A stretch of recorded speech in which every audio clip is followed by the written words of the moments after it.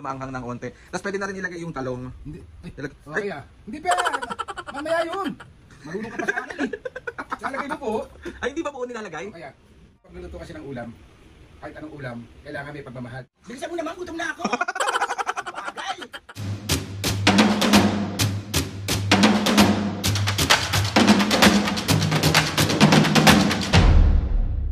What's up mga kapisngin, for today's video? Another vlog na naman yung gagawin na. So itong vlog na to mga kapisngin, walang prank. Bale mga kapisngin, maaga akong ginising ni Papo kasi tinanong niya ako kung ano yung gusto ko daw na ulam ngayong tanghalian. So nag-request ko kay Papo mga kapisngin. Sabi ko, Papo, gusto ko ng sinigang. Kasing asim ko. Ay, mali. Samahan niyo ako guluhin sa pagluluto si Papo. Ang kasamaan na naman ng ugali mo, Aldrin, yan pinapairal mo. So tara. Mga kapisngin, sa mga nagtatanong po ng ating business, mga kapisngin, ito po yung business ko, yung JC Organic Barley, and ilalagay ko siya sa description box kung paano kayo maka-order nito. And bukod sa JC Barley mga kapisngin, marami pa kayong pwedeng pagpilian doon. And katulad netong JC Coffee po mga kapisngin. And mga kapisngin, sa mga mahilig sa mga Siomai King dyan na products, nasa description box ko lang din, and makaka-order kayo ng iba't iba-iba. May mga siopaw, may mga siomai. Ilalagay ko sa description box. Pero bago ang lahat mga kapisngin, magtitimpla ako. Samahan nyo ako magtimpla ng aking paboritong organic barley. Let's go! So ayan siya mga kapisngin. Ayan. Lagay muna tayo ng ating tubig. Tapos, ang ating JC Organic Barley. Ayan siya.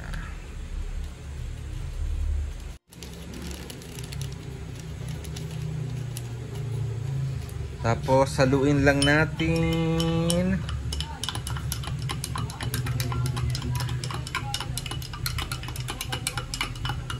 Daan ito mga kapisngin, hindi siya mapait. Hindi katulad ng ibang barley. So, tikman natin siya. Tapos mga kapisngin, lasa niya, matamis siya, and yung sugar nito is organic din, so walang problema. Kaya mamaya mga kapisngin, titimplahan ko rin si Mami at Papo pagtas namin ng mananghalian si Bobo.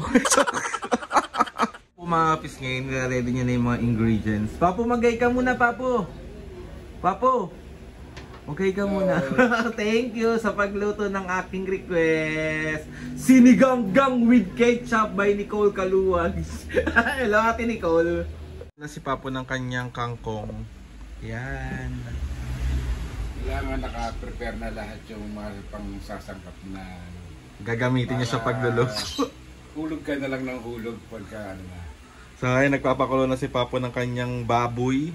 Tapos nire-ready na ang kanyang mga ingredients. So babalikan na lang na. Magbabay ka muna, Papo. Bye. Papo, yung kamatis tsaka ano, Papo? Gabi. Tsaka gabi. Tsaka sibuyas. Mga kapisngin, pag nagluto si Papo ng sinigang, medyo, atag ito, Papo, ano yan? Malapot. Kasi gusto ko yung malapot talaga, medyo maanghang ng onte. Tapos pwede na rin ilagay yung talong. Hindi. Ay. Hindi pa. Mamaya yun. Marunong ka pa sa akin eh.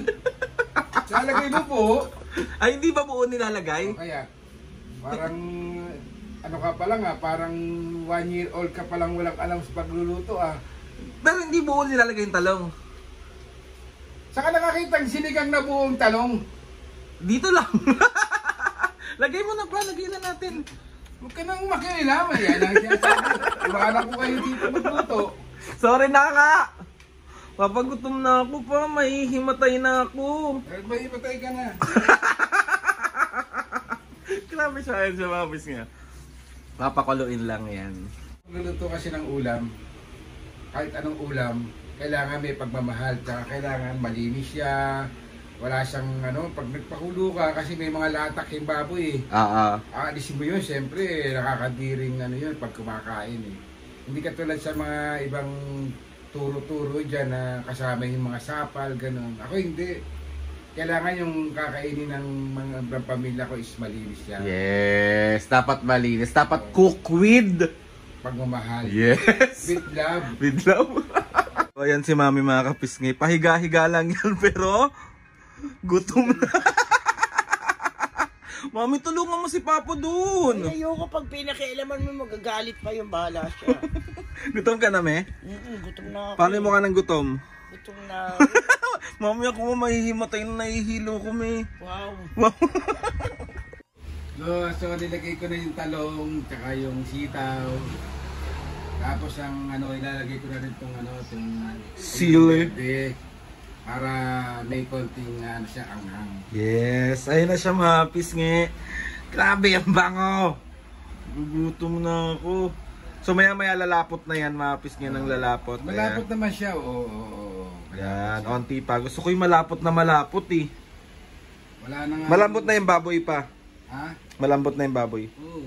Ito, magpipiga pa tayo ng gabi para lumapit siya ng gusto. Yes. Gutom na ako. Para perfect. Para mas masarap kayang kumakain ng maririnig mo yung kumakain na Papa, sarap po. Diba? Diba kaysa yung ano ba yan? Walang lasa. Papo, si Mami nababaliw na. Oo nga, gutom na raw siya, gutom na eh. At nagsalang na ako sa rice cooker ng kanin. Para Yes. Sabay siyang maluluto.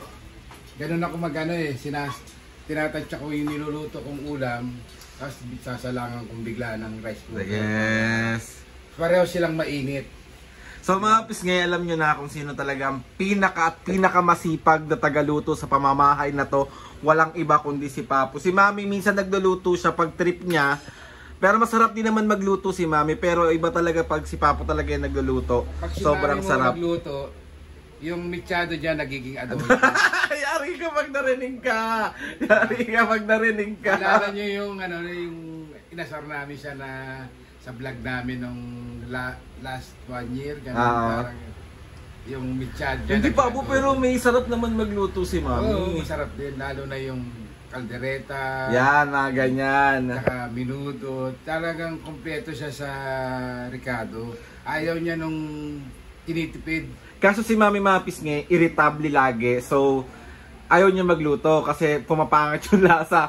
Kapag kasi Papo talaga ang pinaka-the best na nagluluto dito at marami kami nakakain. So, thank you Papo sa pagluto ng aking request today na ano yan, pati nga ulit po. Sinigang. Siniganggang by Papo. Ayan. Sinigang na Kasim. Yes. After nyan Mapis nga, maya-maya, isilalagay na ni Papo yung kangkong tapos kakain na rin kayo maya-maya. And then papakita ko sa inyo yung food namin mamaya. So, magbabay ka muna Papo. Bye-bye. So, yun na. Ilalagay ko na yung kangkong. Bilisan mo naman, gutom na ako. Bagay. Ayan ang ating kangkong. Nagugutom na to oh. Yung itsura nito, irritable na oh. Kailangan kasi mga kapiski. Pag nagluluto kayo, kailangan malinis yung mga ginamitan yung mga gamit. Kailangan naugasan na kagad. Para Yes. malinis yung ano nyo. Oo na, sige na, bilisan mo na. Nagmamadali pa eh. Uy, Paano yung mukha ng gutom muna? gutom na ako. Ayan si Papoy, nahalo ng ating kangkong. Eh wala pa nga sinaing, di pa nagsasaing me. Hindi ka pa nagsaing po. Ayan na, nakasalang na. Wala kang ginawa kundi manita. Ayan, patay ka. Patay ka. Kiss mo ko naman ako minsan. Oh, kiss mo naman me. Pawis ako, hindi mo lang mapunasan ng pawis. Namimiyasa ka, preswang ka. Sabi sa'yo, pag ako nag-request, presto, bubulpin kita. Yan, wala siyang ginawa si mami niyo kundi ganyan. Kasi nadala siya doon nung inasar namin siya na minudo niya, pichado niya, naging Oh, kasalanan mo talaga. Kasalanan mo talaga, Papo. Idea mo yun eh. Totoo yun, talaga nagdabog talaga siya, nagwala siya talaga nun. Papo, ilang minutes na lang yan. Mga isang oras. Ang ooy naman pa, mahihimatay na ako sa Paluto na yung lulutuin mo na yung kangkong. Para... Yes. So balikan na lang namin kayo ulit mamaya mga pisngi. Bye! So ayan mga pisngi, ang luto ng aking Papo. May perang na sandali. Tignan natin kung lumapot. Uy, perfect! Thank you, Papo! Ayan si Mami. Dali na. Tom Gulots na siya, oh. Ano ba yan, me? Lagi na lang dumidikit yung kanin sa Dede ko. Kain po. Literal na sa labas kami kumakain. Apa, sabi mo kumain na sila. Kain na kayo, mga kapisngi. Ayan, perfect. Gutom na ako. Perfect. Paano yung mukha ng kakain na may? Kakain na. Kasi Papa na kayo wala yun sa kanya. Ewan ko dyan kung anong trip niya sa buhay. Hindi, para ano. Pakapihan talaga ni Mami yan. Ulit yan eh. Yun talaga pagka ano, yung kukuha ka ng sabaw, gano'n. Perfect po. Taray! Kumakain ng gulay. Kala mo totoo. Sasarap lang kumakain. Mami, Papu, magay muna kayo dito. Ay. Let's eat. Gutom na talaga. Go na ba na? Umapo ka na.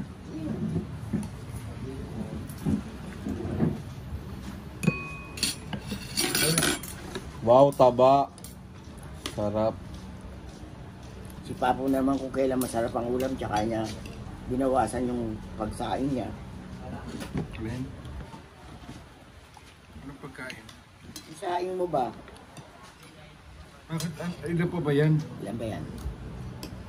1 kilo yan. Ano ba? Iyo.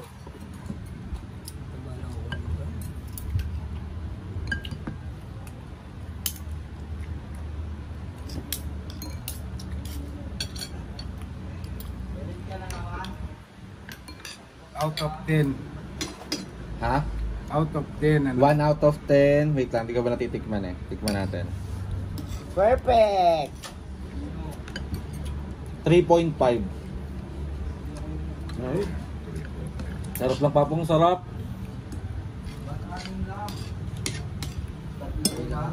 Nakakawala kayo ng ganang kumain. Sarap lang. Ito masarap nga. Masarap may 1 out of 10 ilan? Sarap. 10. 10, tara. Ikaw pa po, 1 out of 10. Siyempre perfect. Ha? So ayun na nga mga pisngay, bali tapos na kami magtanghalian. And Papu, maraming salamat sa pag-grant ng request ko na sinigang. Uy, sarap! Dahil ko nakain na ayun na nga mga pisngay. Siyempre, alam nyo na kapag katapos kumain, anong dapat gawin? Matulog! Charot! Hindi magiging parang baboy. So, gusto naman gantong mga content mga pisngay, mga pagluluto ni Papu, comment down lang and tatry natin lang mas marami pang content na gawin natin na ganito. And ayun na nga mga pisngay, gusto ko magpasalamat kay Lord sa maraming blessings. Salamat sa mga ates and kuyas. Salamat sa lahat ng mga pisngay na sumusuporta sa mula umpisa hanggang ngayon. Sobra po kami nagpapasalamat sa inyong lahat. Please subscribe to my YouTube channel and click yung notification bell para lagi update sa mga videos. Kapag meron kayong gustong suggest na mga vlog, challenges, prank, DM nyo lang ako and tatry. Huwag nyo nang pansinin yung mata ko kasi namamaga talaga siya. Parang yung pisngi. So yun na mga pisngi. See you on my next vlog.